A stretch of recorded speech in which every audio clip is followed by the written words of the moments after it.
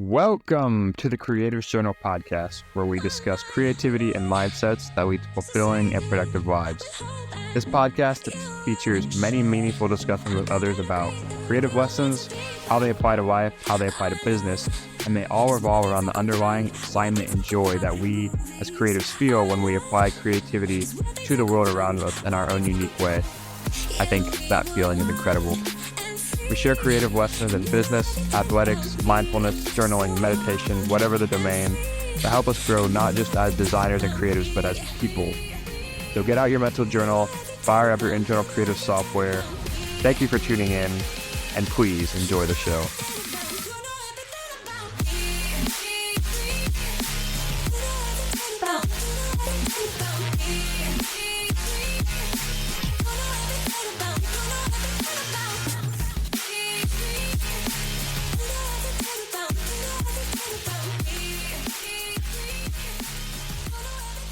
Hello, ladies and gentlemen, and welcome back to the Creative Journal podcast. I'm super stoked to be in your guys' AirPods or Bluetooth compatible hearing aids today. Today we have a really good episode. I'm super grateful for the folks over at the Ohio Small Business Development Center for allowing me to put this on, but I guess the news is out now because I'm going to air it on my show. But earlier this month in March, I was invited as a guest on the Ohio Small Business Development Center's podcast slash live stream slash YouTube video series called Small Business Breakthroughs. And me and Michael Bowers will link everything from his show in the show notes below, as well as the folks over at the DEC, the Dublin Entrepreneurial Center, for putting on this event. But this is the audio from a talk and conversation that me and Michael had about business design, small business graphic design, and web design, and how small businesses can optimize their marketing using design principles. And this was just a great conversation. And it's very relevant to, my audience as creatives. And so I asked him if I could re-air some of the audio on my show, and he was happy to oblige. So super grateful to Michael, especially as just transitioning to full time in the business the past 2 months, not even month and a half. Uh, the schedule has been absolutely crazy hectic. We have a lot of projects we're working on, websites, some exciting news down the pipeline that I'm very excited to share. So stay tuned for the project updates. Make sure you're following on LinkedIn and following the show as we go, because I think in at least one of the next 2 weeks, I'll be doing kind of a recap of the first year so far and some of the creative lessons we've learned as the business grows. So, if you're a young creative, you're a young entrepreneur, this is the place to be, because we're going through the fire. But yeah, a lot of exciting stuff to happen. I've never been more stoked to work on the business and the business and keep reaching out, making partners, and just learning more about design. A lot of it has been web, a lot of it has been Figma, Webflow. Um, and getting more back into my roots of traditional graphic design as well for some one-off projects. But yeah, that's kind of where the business is at now. But this is a conversation with Michael Bowers of the Small Business Development Center's podcast, Sm Small Business Breakthroughs. And yeah, this was a really big, exciting opportunity for me. I was very nervous going on, but I think I think I managed to hold my own a little bit. But I was nervous, and I think, as being young, being a young creative, and not 100% confident in my knocks sometimes. I've had bad experiences having to speak up for myself and hold my own and talk about my business, but I think I represented myself and my personality and my business's personalities very well on the show, and I was very grateful for the opportunity. Thank you so much to Michael, Bruce, the controller on the show. Thank you to Chaz Frutel as well. And like I said, we'll link everything with Ohio Small Business Breakthroughs, Noble, the DEC, all the groups I'm involved in below for you guys to check them out. So, with all that groundwork out of the way, thank you so much for tuning in this week. I'm super excited to share. This is entry 031 of the Creative Journal podcast. Let's get to it. On to speaking to our guest, Our guest today is Andy Milligan. He is a graphic designer and he is the owner of MMG Designs. Andy, thank you for joining us today. Thank you for having me, Michael. I'm really excited to be here. I'm always down to chat, design, graphic Yeah, design, web design. So, I mean, we've had a long chat already, so I feel like this might just be a continuation, but thank you for having me. no, this will be great. This will be great. So, one, if anybody in the audience has a question, feel free to go ahead and put that in the chat, whether it's tied to kind of entrepreneurship or whether it's tied to the design work or branding or something like that, go ahead and throw it in there. And I would encourage you that in addition to this one, go ahead and check out some of the previous episodes of Small Business Breakthroughs where we've had complementary entrepreneurs or complementary service providers, so marketing and other types of things that work really well along with this. So, Andy, why don't we get started? If you want to kind of share a little bit about your journey that's led you to be a business owner in this graphic design space, and really what's led you to be this, you know, in the graphic space, period. So if you'd Mhm. like to share a little bit there, we'd love to hear it. Yeah, absolutely.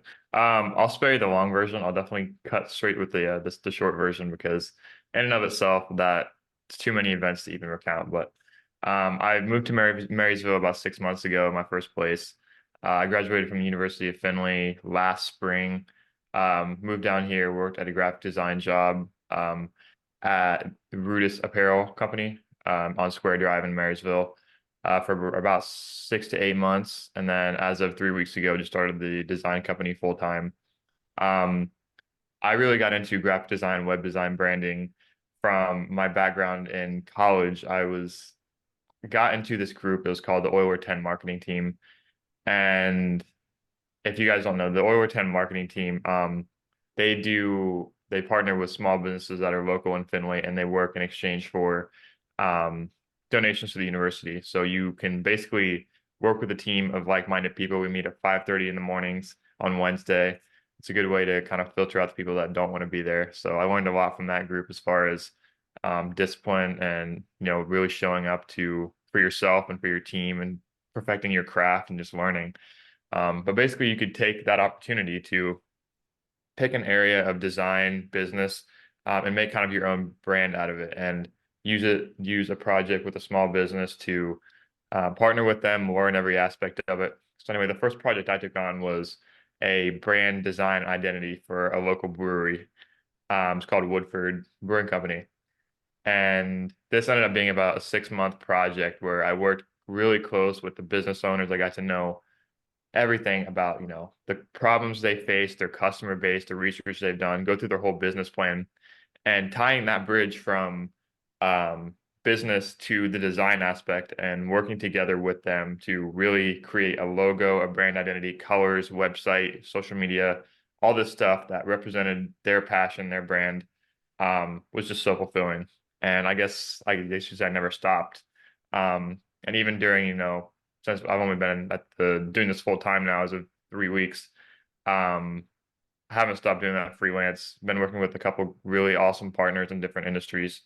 And I know, Michael, you helped me a little bit about kind of refining the people that you want to work with, knowing who your own ideal customer is. Um, as of right now, it's been people from different industries, a couple people in the boating industry in Florida, a lot of my past connections in the golf industry, and getting to kind of know all these different industries and the role that design and branding plays to represent their own business and set themselves apart is something that keeps me coming back every day. So I'm always excited to chat, design and branding and how that ties to business because it's taught me a lot so far.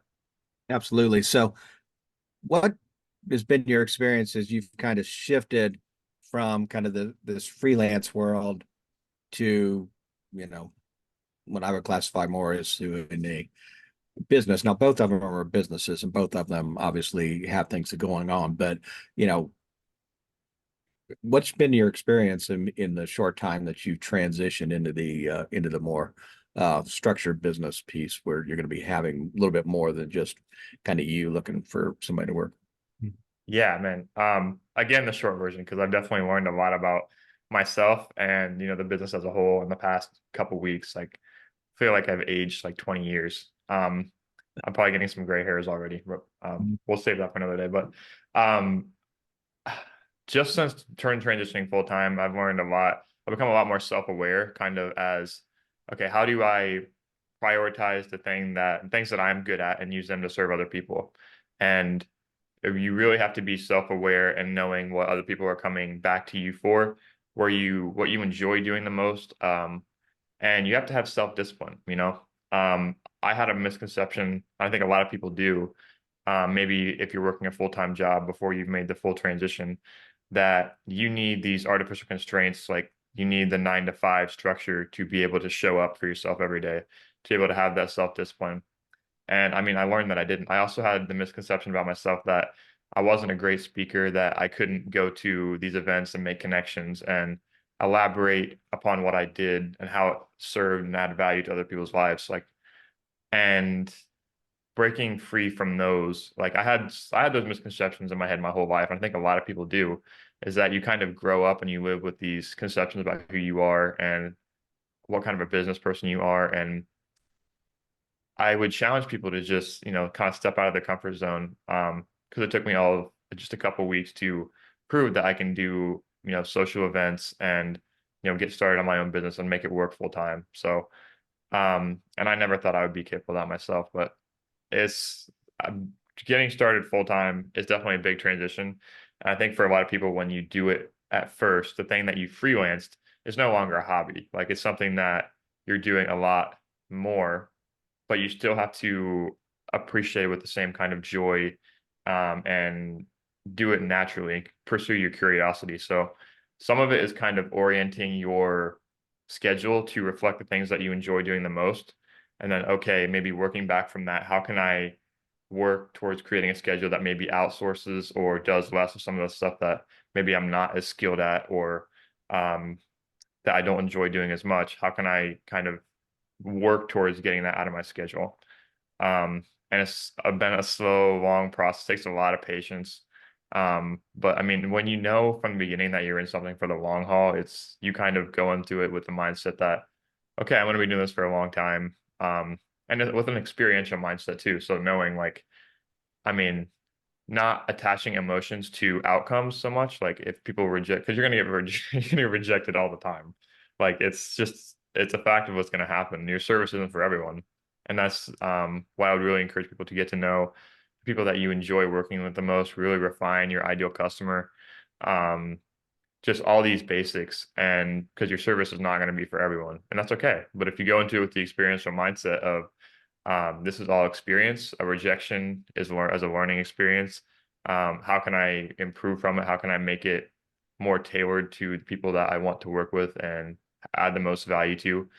Um, Jim Collins, I don't know how many of the audience are readers, but Jim Collins has this book called Good to Great, and he has this thing called the hedgehog principle. And it's like a three-circle Venn diagram of what you can be best in the world at, what you add the most value in, how you help the most people, and what you can make the most money doing. So if you approach that, not just, I would encourage people to approach it with that mindset before you start your business. But once you're in it as well, the actions that you can take every day that fall in the middle of that, um, and just try and intersect all those three things, is something that I try and, you know, consciously think about every day, you know, moving forward. So there's a lot of different things I've learned, but I'd say those are the most prominent so far. Yeah, no, I think that's a great concept because I think a lot of entrepreneurs get into it because this is just something they like to do. And that's where they gravitate toward. They do all of the stuff around the things that they like to do. So whether that's building a product or product design or things around that, some of them, you know, really like that human interaction. So they want to go out and they want to meet people and do different things, but they don't come back and actually do the business part. And your earlier comment about having to really understand the design piece that you really like, and then the business piece that um, you know, it's fine, but you know, you didn't get into it to do accounting, I'm assuming. Right. So you know, it's one of those where you just you know that you get to do these things, but it does take discipline and it does take an effort for you to be able to do those things and not, you know, miss miss it because that's where, again, a lot of businesses get into a hole.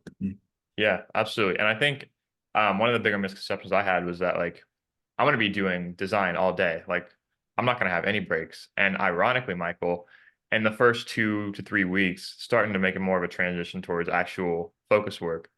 But in the first 2 to 3 weeks, it was so much. I was doing less design than I did at my full-time job, and I would only do that in the evening. So I was always booking my calendar full of events, making connections and outreaches, and it taught me that sometimes that working this whole concept of working on the business versus working in the business. So I would say the times I'm fulfilling, a customer facing work, designs, turnaround times, doing the actual in the software, video editing, photo editing, stuff like that. That's working in the business. But when you're working on the business, you kind of detach, take a step back. That's more the admin, the emails, stuff that can make progress towards your next step, and kind of this concept of forward thinking and backwards planning, um, and being able to detach a little bit and kind of see how the actions that you're doing aside from the actual thing that's serving the customer, the all the stuff that goes into it behind the scenes is a totally different perspective that I hadn't invested nearly enough time into before. So Yeah, that's great. Great information. Um, so we can talk about this, but what, where do you see this company a year from now? Kind of what's your vision of where you want to go with this? yeah, it's ever changing. I like to think that I'm, like I said, a forward thinker, and I have a lot of stuff planned out. A lot of the people I've gotten advice from, and I'd be curious to hear your take on it as well, is you should always optimize when you're building a business as if you're building it to sell. And I read the book Built to Sell. I can't remember the name of the author, but you systematize everything to a point where if you were to hand it off to someone else, you can totally detach from it.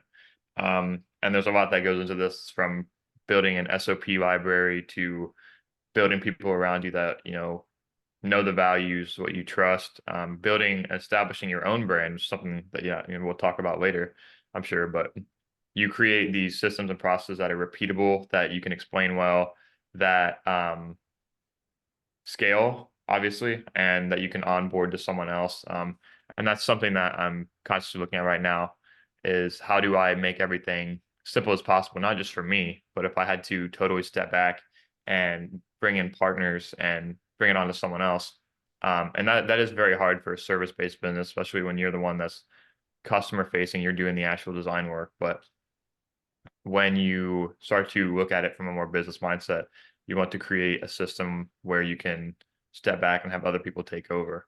When it comes to the road for MMG, I would say I want it to grow. I want to continue to service people that I'm already working with.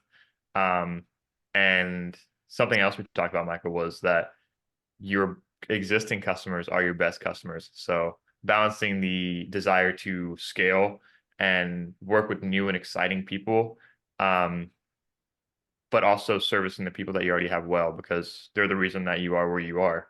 Um, and hopefully it comes to a point where I have a lot more optionality in my schedule. I think the greatest part of owning anything, any owning any enterprise that you have control over, is the freedom and flexibility. So I know, just ever since I've started, just being able to detach and just go to different places, meet different people.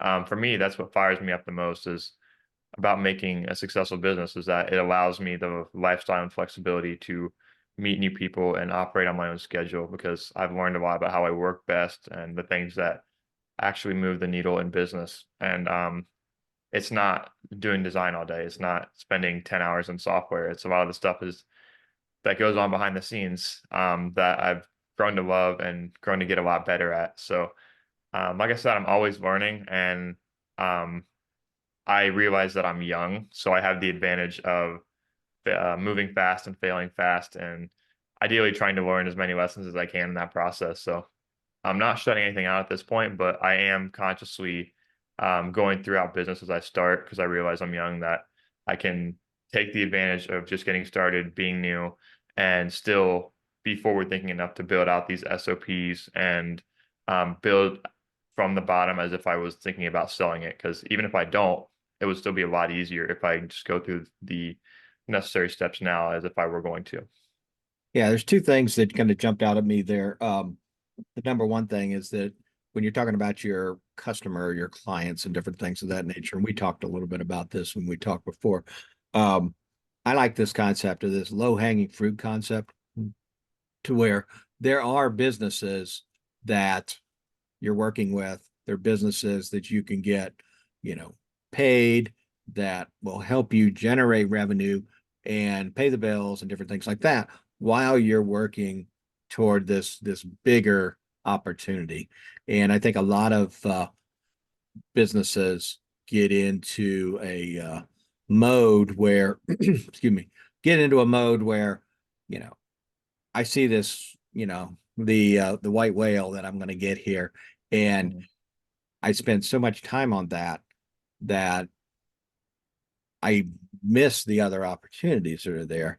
And I start to not make the money I need to make to pay the bills and different things like that. And we shared, an experience I had years ago when I had my own business, and I spent, probably 6 months working on this one opportunity, spent a lot of time on it. It would have been a great opportunity had I got it, but I didn't get it.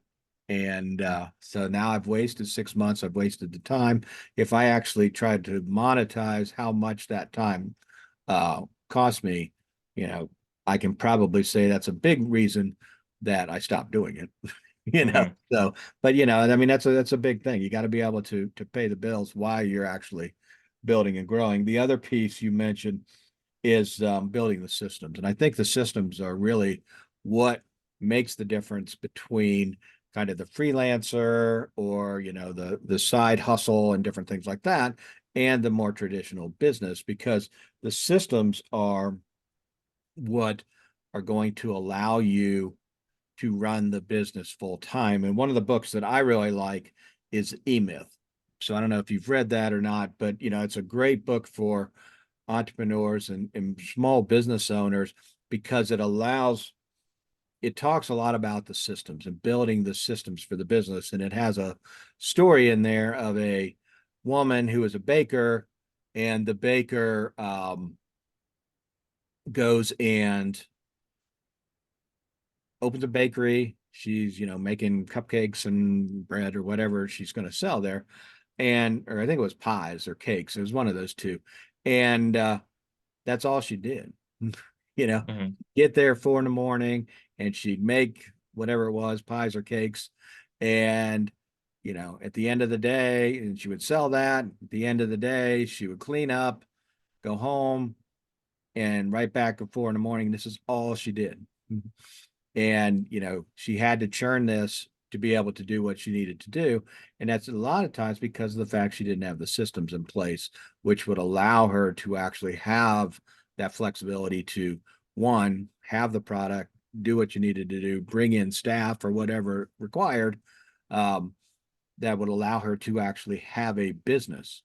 And I think the business is different from kind of the freelancing kind of thing. So Mhm. I think that's a great book. I know I've referred to that in our startup base Mhm. class that we do for the Small Business Development Center for a number of years. I don't think I do it now, but I probably should, because I think it's a great piece. Let me ask you this, because I'm always interested. So you classify yourself as a creative. Mhm. So that's what allows you to do the graphic design and different things like that. Um, do you see any, other than what we've talked about, do you see any conflicts being a creative uh, in terms of being able to handle the entrepreneurial component? Because, in the years I've done this, we've had a lot of business owners um, that are creatives that are doing different things like this. And whether, it's a design piece or their creativity is harnessed in another way, um, that they have trouble focusing on the business part. And in some cases, they don't want to focus on the business part because they think Mhm. that it interferes with the creativity. Yeah. Great question. And I see this a lot too. It's something I have to really like actively and consciously check myself on is what am I doing in a day that is growing the business and not just doing what I enjoy and what is easy. Because I mean, the law of friction, you're going to resort to doing the thing that you either enjoy the most or is the easiest. And I'll find myself maybe refining a design or like a footer on a website, something super minuscule that really just, feeds, my design soul. But I'm like, okay, at the end of the day, is this really growing the business? Is this what I want to be doing? Is this the best use of my time? Seeing I'm me and just a couple other people right now that are helping me out that are running this. Yes, because you have to be really self-aware and check on yourself to see what are the things you're doing in the day that actually move the needle. But you also want to not lose, your passion for the thing, and make sure you're spending time in the software because at the end of the day, that is a big part of what's making you money and adding to your credibility. So always learning new things, but making sure that you're balancing the things that are kind of like you said, working in the business versus working on the business. Another thing that can be a trouble with creative entrepreneurship is that this concept of what looks good, what is good design, there are basic principles and there are rules, which I would like to think that I know, but it's also very subjective. People have different opinions, and a lot of it is this empathy piece that that we try and get better at is learning and really getting on the same page with your principals, your partners, your customers, your clients, and knowing what they want. And a lot of the time, it's not the best thing that you can possibly create. For example, if a client needs a website and they need it turned around instantly, they're not looking for, a 6-month project that looks like Lululemon's or Nike's website. They're looking for something that has their information and their address, maybe a contact form, simple navigation, maybe a couple of photos, and that's what they're paying you for. They're not paying you to create Nike's website. So you have to balance the art of wanting to create the best thing possible versus what your customers actually want and what they're paying you for. Because I can create a website like Nike's. It would take a lot of time and I would have to contract out a lot of work. But I mean, a small business in Marysville or, rural Ohio is not looking for, a Nike website. So it's knowing what you can add the most value in, but also being aware of what the customer actually wants. And because this concept of design is very subjective. Another con of being creative and entrepreneurship is that you have to be organized. And I think I would say it's a stereotype, but creative people aren't always the most organized. I think I toe the line pretty well. Like my mom is super not high strung, but she's very organized, very clean. I didn't call her high strung. That was the word that came to mind, but she's very clean, very organized, very analytical. My father is a good balance of, you know, disciplined, organized, thorough, but he's also very creative. So I think I toe the line really well between having between being able to run a business and also being able to do some of the creative work as well. And like I said, this whole concept of balance, it's like I read a book that said balance, the concept of balance doesn't actually exist because when you're trying to achieve balance, you're actually going from one side to the other. So there's no actually true state of balance.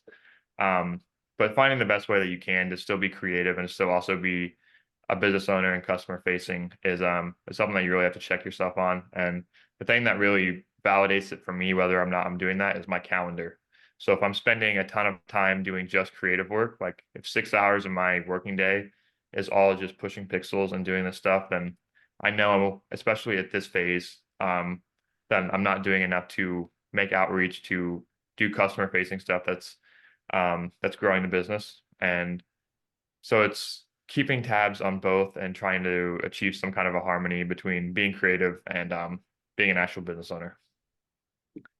No, that's great. And so let me go along that same path because you had mentioned, the Nike website versus what they really want. What, as a business owner, what would you recommend that business owners do? Or you can flip it, what do you do for the business owner to really get an understanding of what they want. And sometimes is what they, let's say that they're kind of off track a little bit in terms of what they want. Um, and we had another session with mixed marketing, and she was talking about some of the things where she would deal with her business owner, entrepreneur, very client, very good at the business part of it, but we're kind of missing the mark. They wanted this Mhm. logo because it meant something to them. It meant nothing to anybody else, and it never would mean Mhm. anything to anybody else, um, or the business name or something like that. So, what what do you do to get the entrepreneur to start thinking about the branding process and really understanding all of that, and or what should they be doing in advance of really having these conversations with a designer? Yeah, absolutely. It's a great topic, and it can be touchy as well because we any business owner, no matter if it's in design, especially if it's in design though, you are whenever you're doing anything customer facing, you are the expert. That is why they're hiring you. Um, and you have to find the line between pleasing them and doing what is actually effective for them. So a lot of companies, they don't have the greatest sense of, design scale of, how to tailor a logo, how to tailor a website that's specifically designed with their customer in mind. They know their customer. They know what they're trying to get them to achieve. They know when they go to a website, this is what the ideal result of that is, but they don't know how to translate that to a design that optimizes for that same result. So it's kind of collaboration is what I'm big on is okay, we're on the same page, we're on the same team. This is how I'm going to help you. And, maybe a little bit of that is explaining and education and the kindest way possible. That's like you can use the brand. That's because anytime there's as many emotions involved as there is with someone's own business, you can kind of get a lot of bias that comes up. And this is why I'd love to talk to you about feedback and why feedback I think is an absolute superpower, and how you can use that to your advantage, not just in creativity, but also in business ownership. Is that you get these blinders on, and anytime that you have such strong emotions for your brand, your business, you have something that you want it to be completely your own, and that you've put all this time, sweat, and equity into building, then it's you get these biases. So it's a lot of it is working collaboratively, it's transparency. And I've had conversations where I'll say, okay, maybe for your industry, for your ideal customer, maybe this logo, this color scheme, this brand guideline doesn't quite optimize for it, but I'd be curious to hear your thoughts as to why you think this other thing works better. And another thing is that it's always better on the side of me, like the creative, to bias towards minimalism and consistency. And then you can always scale up from there. It sends a totally different message if you start with something, whether it's a logo or website, that's totally extravagant. And then having to scale it back from there is a much more difficult process than it is from starting from the skeleton, bare structure, hierarchy of a website, basic outline of a logo, something like that, to then scale it back, to then scale it up than it is to start totally on the other end of things and then having to dial your way back and kind of find that happy medium. So if business owners are looking to for creative or branding help, the first thing like Michael helped me with, which I'm very grateful for, is getting to know your target customers and what actions you want them to take. What do you want them to feel when interacting with your brand? I mean, you see these brands like Starbucks, Nike, Lululemon, um, all these brands that have really strong equity and authority. Apple, there's your customers feel a certain way when you interact with the product, and that's why they always come back. And design plays a huge role in that, Michael. Like whether it's design from the product to the branding, the colors, the interaction, the packaging, all this stuff, design plays a huge role in it. And it's why some of these creative agencies and companies get paid a lot of money to not just create it, but also maintain it, because it's what people come back to is that familiarity. Like when you have that, even like textures and small things like that, like a Starbucks cup, people go back and they spend $8 on a cup of coffee because of the experience, and I do it too, so I'm not judging anybody. But Mhm. you get the experience that this brand offers you. Like you see the logo, you see the siren, you see the colors, the smells, the ambiance. All of that is branding. Um, and the opportunity that I have as a creative to work with people to build that and establish that, um, and extend on that with design and creating something that accurately represents that is a big responsibility and something I don't take lightly. So I always welcome feedback. And as much input as possible. I always say the more the better. I have a long creative questionnaire that I do before every project. And I prefer to meet in person, always do some kind of a call to just get a sense of where they are, how they want their brand represented, whether it's a logo or a website, especially if it's a website, because website's a big project. But you want to have them know that you're on the same team, you're collaborating, and you're just trying to create the best thing possible that still fulfills their creative idea for what the brand is that they've already built, but also extending on it and maintaining that consistency that, gets customers coming back and something that they can really have an experience with. That's interesting because and we've talked a little bit about this, but you know, this is where I go to get my coffee in Marysville all the time. I go to Big Hmm. B in Marysville. And that brand unto itself doesn't mean anything. But what I've done subconsciously or whatever is that I connect the experience that I have there to that. So, Hmm. I if I'm going through Findlay, where am I going to get coffee at? I'm going to get it at Big B. Or if I'm Hmm. someplace else, if I have the opportunity, I'm going to do that. And it's interesting that, this branding is not just about the color scheme and the this and the that, but it's really Hmm. about how you connect to your customer and how that customer views it. Because I've always heard, this is always my how I've approached it, is that, you know, is say that I'm the designer. I can't make the brand. It's how the consumer interprets the brand. And my goal is to try to create something that will resonate, will speak, and that will convey what the business wants. But still, at the same time, it really is that consumer has to understand it.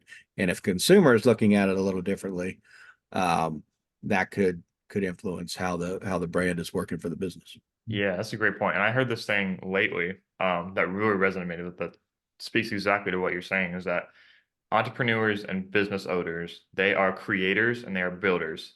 They create things and they build things. And then creatives, designers, they make people feel things. So how can you bridge that gap between what the business owner has created, and what they're building and their branding, their messaging, the experience they want to create? And how do you partner with a creative, a designer, a builder to make people feel what you want them to when they interact with your brand and product? So it's really a team effort.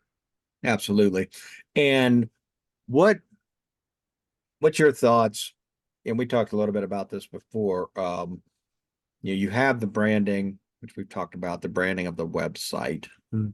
Um, how does that, the design aspects, all of that, tie into the functionality of the site? Because again, my experience has always been that for a small business owner, that website really needs to speak for them when they're not there. So if somebody comes and lands on that site, it can be beautiful. It can be, even convey the brand.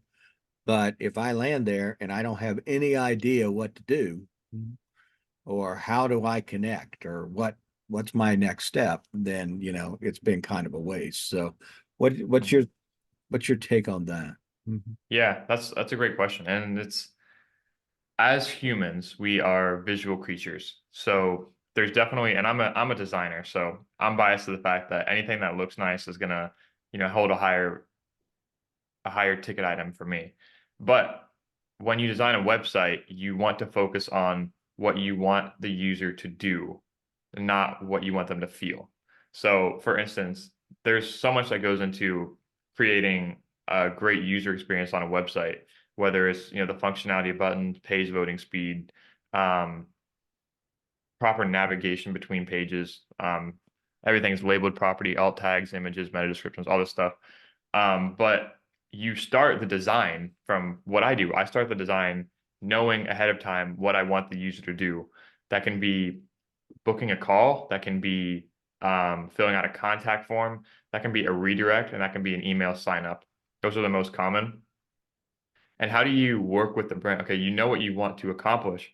Now, how do we, and it can be none of those things. It can be just to tell the story of the brand. It can just be a landing page, a map, some kind of informing action like that. It doesn't have to be to create an action, but you work backwards from what you want them to accomplish, and then you tailor a design around to that. So you can get as creative as you want with implementing branding and telling stories in the company's unique way, but it's all tailored around getting something that's actually going to move the needle for their business and get them the results that they're looking for, whether it's email signups, informing the customer, maps, um, lead generation, or list building, anything like this, booking a call, any of these things. So you tailor the design around what you want the user to do and not so much just making it look nice and pretty. So there's definitely a balance to strike there. Absolutely. And so just a quick commercial for the SBDC. We at Columbus State, we have a 4-session marketing program, which is really about designing that marketing plan, which the branding is certainly part of. Mhm. And that is actually in process right now. I think we're probably through week 3. So anybody who's interested, I think we do that on a quarterly basis. So you can go to the website and check that out. Bruce is putting some stuff into the chat. But that is really good because again, it's about this process of understanding yourself and understanding your business and then converting that. The other thing we have is a social media class. Now that may be coming up at some point in the near future. Um, that's a 1 session, kind of a 3-hour thing, just kind of an intro. But what that is all about, again, is I think she calls it, Tanya Wilson does these classes for us. The plan before the social media. I don't know. It's the plan before something. Bruce Mhm. will know what the title of it is, Mhm. but it's all really about when you're thinking about social media, it's about that plan. Mhm. Mhm. And how are you going to use it and what are you going to do and how are you going to pull it back into what you're doing. Um, and we talked a little bit about this too. I think there's in some cases individuals, business owners that prefer to use platforms like Facebook or Instagram or something else like that, um, rather than really investing in their website. So what's your take on that? Mhm. Yeah, I just had a podcast about this the other week. And it's the difference between marketing on social media in terms of business effectiveness versus having a website and optimizing for the website itself. Um, the website, and I've always said this, all roads lead to web. If you don't have an online presence apart from an owned platform like Twitter or X or whatever, Facebook, social media, Instagram, you don't own that audience because I mean, whether it's Mark Zuckerberg or anyone else can wake up one morning and say, we're changing our algorithm, we're changing everything, we're changing something small, and that can totally interact and interfere with the way that your customers view you, see your brand, and have a chance to interact with you at all. So any audience that you can get outside of social media is far more valuable than anyone that you can host on a social media platform. Um, I like to view it as social media is a very good for brand awareness and not so much brand conversion. So you'll see companies that optimize too much for social media marketing in the form of viral content on social media, and they'll get videos that have thousands, hundreds of millions of views, but they're not converting to any actual business for themselves because there's no actual business transaction that occurs on social media. It's all, if you don't have a funnel set up, if you don't work with a designer or a marketing agency to get that set up to where you are creating awareness through your social media, but it's also leading to a diversion into your website where you actually own the audience and people can interact with you off platform. And it's very hard to grow a business that way. You may grow a ton of awareness on social media, and it's good for quick updates for stuff that's very short half-life, like an announcement or something like that. But in terms of making business transactions, building long-term relationships, that comes in the form of, a brick and mortar website or with strong SEO and backlinks in the forms of blogs or any of these other things. So there's a lot of talk about it being outdated. Like websites aren't mainstream anymore because people spend so much time on social media, which is true. But there'll never be a social media platform that can monetize like a website can. That can you can own your own audience on like a website can. When you build a website with your specific user, you can build a website and optimize it for your specific user. You have that flexibility, you have that freedom. On social media, it's very hard to tailor a user experience within a 3x3 video grid or a 90-second video, which we see a lot too many of nowadays. So yeah, that's a great point. Website design is more important than ever, especially in the age when social media is taking all of people's time. And like I said, social media is great for getting out awareness, but it doesn't lead to actual conversion and business growth. So it's kind of balancing the two of those, but social media is very important still. Yeah, no, I mean, I think that's an important term for small business owners to think about is this conversion. And you hit around the head, but I mean, it's what do you want this site to do? And you've got to think about it because conversion is not the same thing for everybody. And you mentioned 4 or 5 different types of conversion. Um, it's not just, hey, I'm going to run somebody here and they're going to buy on the site. You may want them to do something else that will get them to connect in a different way. You want to maximize, your connection with them, maybe email or whatever it is. So having that conversion, I think, is super important. And the class I was referring to, Bruce has advised me, is social media strategy for small business, the plan before the post. And I had most of that except the post part. And I was thinking it was the plan before the pitch, and I knew that wasn't right. I'm not sure I didn't use that for something way back in the day where I was doing pitches for venture capital. But that's it. And I think that's a great session because it does get you thinking about it. And so many people show up to that session. They don't really read the discussion of what we're going to be covering. And how do we jump straight to Facebook and Mhm. start doing this? And it is I think it's a really good class to get you thinking as a small business owner. Um, you mentioned your podcast, and I really like your podcast. You want to talk about that for a minute? Oh yeah, sure. Thank you, by the way. It's the Creative Journal podcast on Spotify and Apple Podcasts. Um, I started about 6 months ago. Set a goal to myself to upload every week. And Michael, I've gotten in touch with some people that I have no business talking to because I have that show. Um, and I mean, the Creative Journal it's been the biggest learning experience of my life. I said we all kind of had these preconceived notions about, who we are. I grew up not being social. I wear 2 hearing aids. Took speech therapy growing up. I was like, I can't be the host of a podcast show. I can't um, create a good experience. I can't create value just from a conversation. And it's taught me that, if you bring the right people on and you ask the right questions, just the amount of value and knowledge transfer that can happen is absolutely incredible.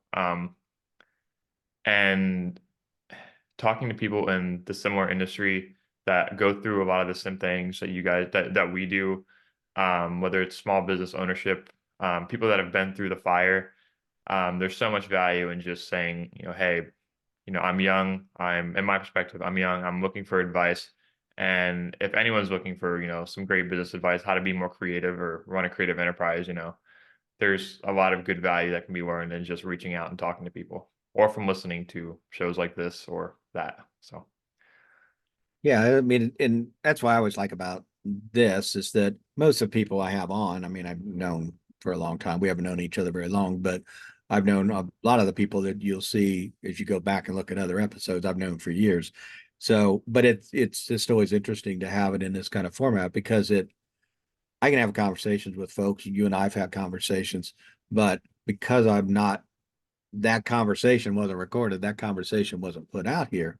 Uh, the gems of wisdom that I may have put out, which probably wasn't that many, but gems of wisdom that you put out weren't shared with others. And I think that that's the beauty of doing this and having these kind of podcasts in a format where you just have this conversation and really just kind of bring the knowledge base of the other person and add your own knowledge to it, to really create a really positive experience. So I encourage everybody to check that podcast out because it's really good, and Andy does a great job with that. Um, we're about out of time, so let me, I guess, we've talked a lot about design and things of that nature, and I think that's really valuable, and that's what things I wanted to do. But and you talked about some other things, but I want to just very quickly talk about, so given your age and your, kind of newness to the space, even though you've been doing some design work in the past, as this Gen Z type of entrepreneur, um, what's that been like for you? I mean, the positives and the challenges and things of that nature. Hmm. Yeah, like I said, learned a lot. I mean, I feel like I've aged a lot in this past couple weeks. But one thing about being young in particular is that it's has a lot of advantages, but it also has some drawbacks too. For example, some people don't take you as seriously.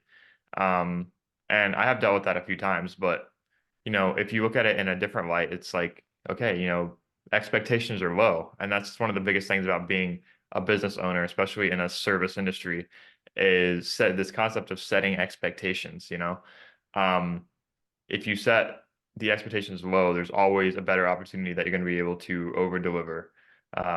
Under promise and over deliver is something I always try and do because if you set the standards too high from the beginning, or you over deliver and you just really sell out for someone, which we all want to do, and it's a big temptation. It's something I still do a lot, I struggle with. Then there's nowhere to go but down when you're setting that expectation. So taking advantage, like when you're young, people don't expect much or more from you. But if you can prove, like I am, I've been told I'm pretty mature and rational, and um, but you can use that to your advantage and really try and empathize with people and say like, okay, I'm young, but I am also very mature and I have been in this industry, longer than some people have. So that's one of the spins on it.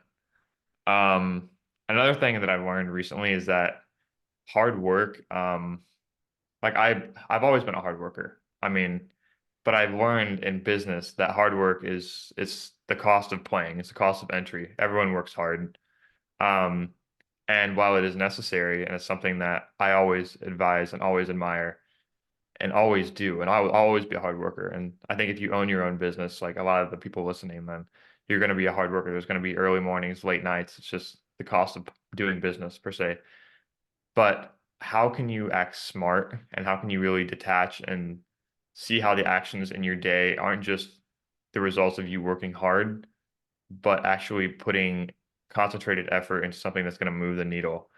Um, this concept of leverage we kind of touched on a little bit is okay, how can I take actions in a day that will create more leverage, whether it's offloading work, creating, advertisements, getting in a new market, something that's more creative and maybe people outside of your routine that you have to kind of sprinkle in there and be self-conscious about.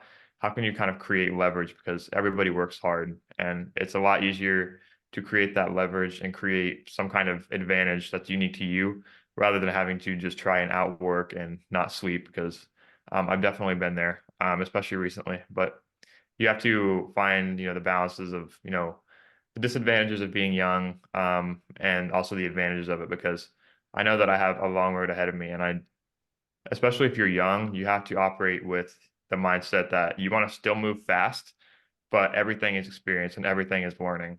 So, um, you, if you go into with the mindset of that, I think it's everything is experience and everything is learning, then especially while you're young, it's hard to fail. So, Yeah, no, that's great advice. That's great advice for Bruce and I being, younger into the space like this.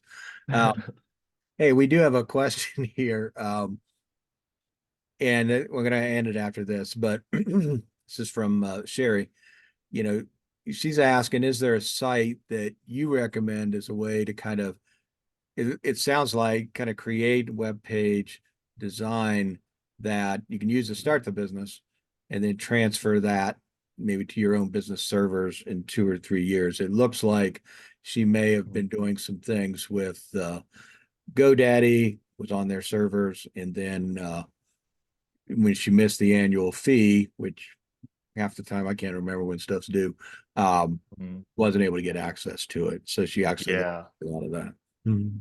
Okay, so a couple things for Sherry.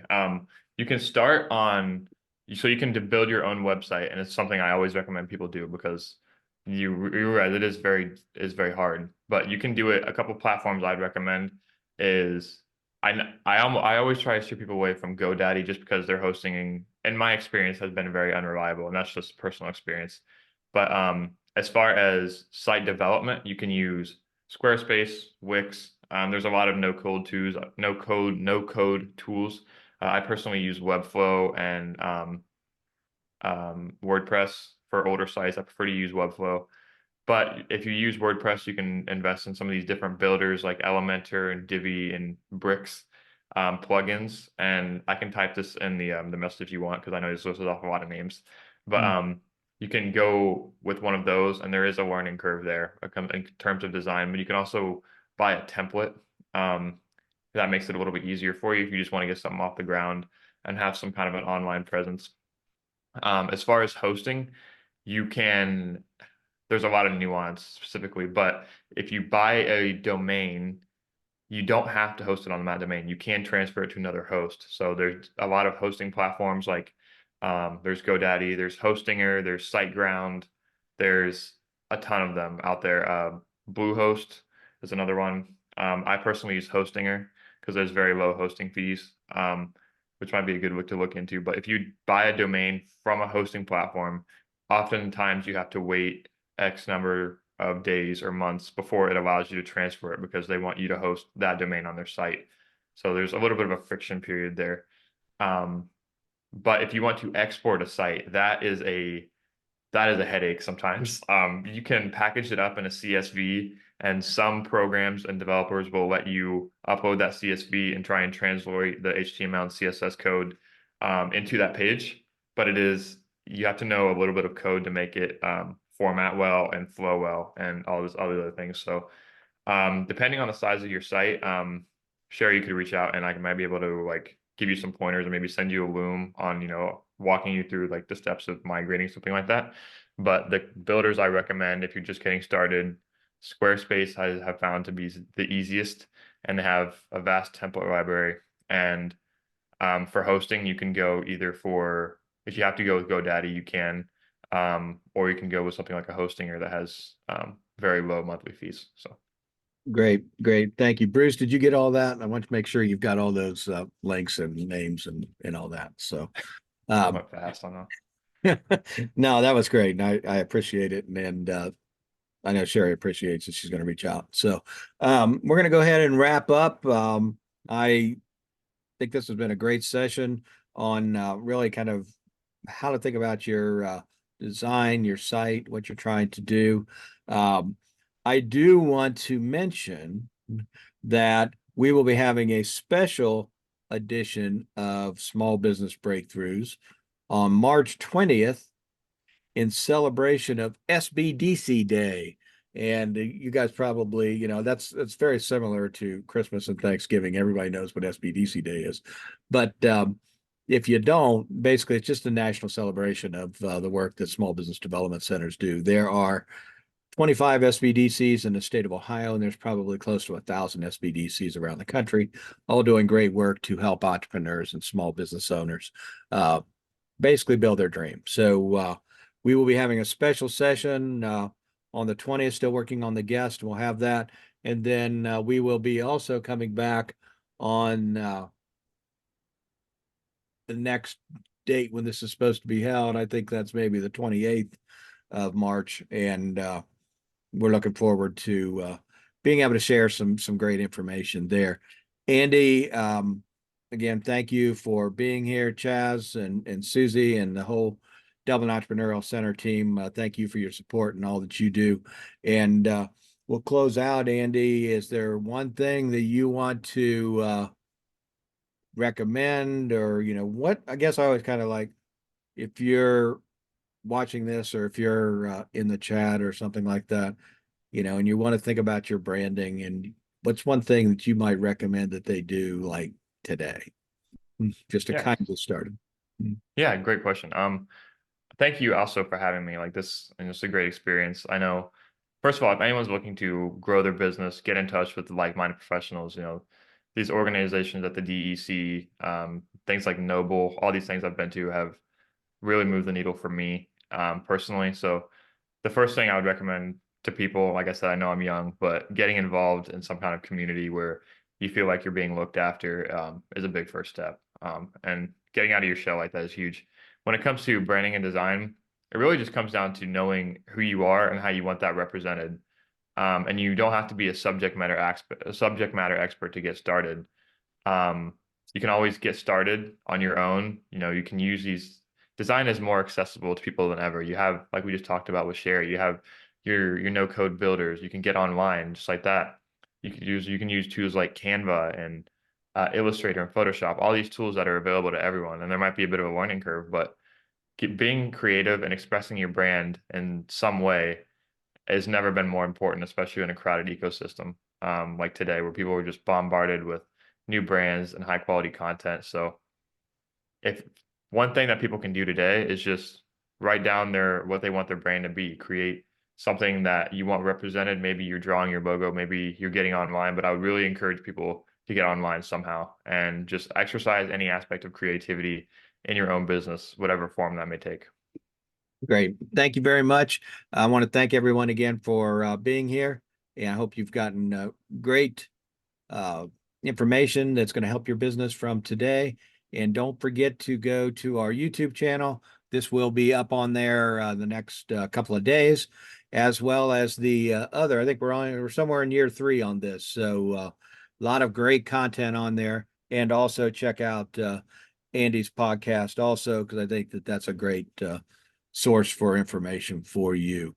And with that, I want to thank you all again, I guess like the third or fourth time, but you guys have a great day, and best of luck to you going forward.